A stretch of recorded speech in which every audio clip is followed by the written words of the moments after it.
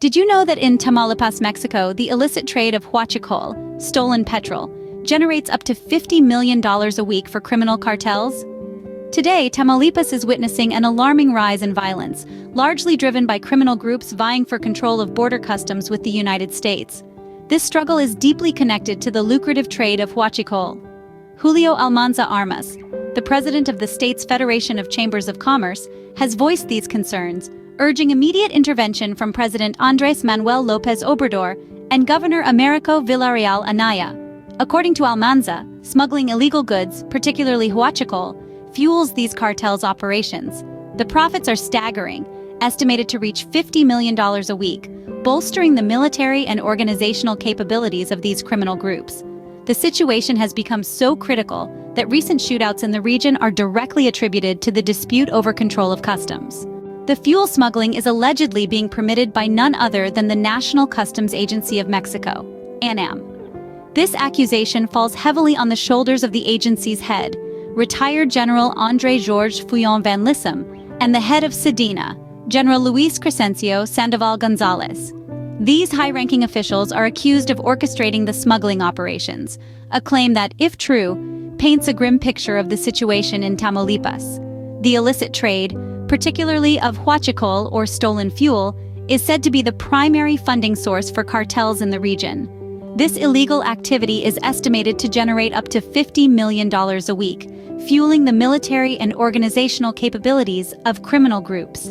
The consequences of this alleged smuggling operation have been devastating. An unusual wave of violence has swept the region, directly linked to the dispute over control of the customs.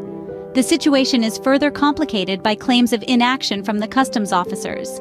They reportedly claim to be obeying orders from their superiors at ANAM and SEDENA.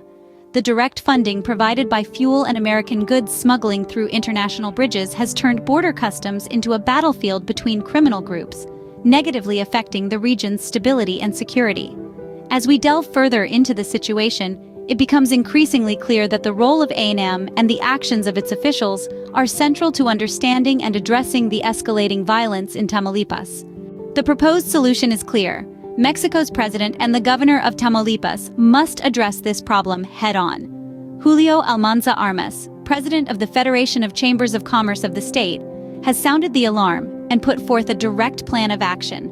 Almanza insists on an immediate intervention from the Mexican president, Andrés Manuel López Obrador, and the governor, Américo Villarreal Anaya. This isn't a problem that can be swept under the rug. It requires swift, decisive action. But it's not just a Mexican problem. With criminal activity crossing the border, there's a pressing need for effective coordination with U.S. intelligence and law enforcement agencies. This isn't a one-sided issue. It's an international crisis that requires international cooperation. Almanza's solution isn't just about short-term peace.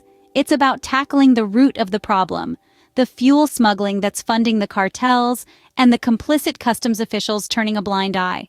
By cutting off the criminals' source of funding from customs, we can hit them where it hurts most, their pockets. This isn't an issue that can be solved overnight, but with immediate, coordinated action, we can start to make a difference.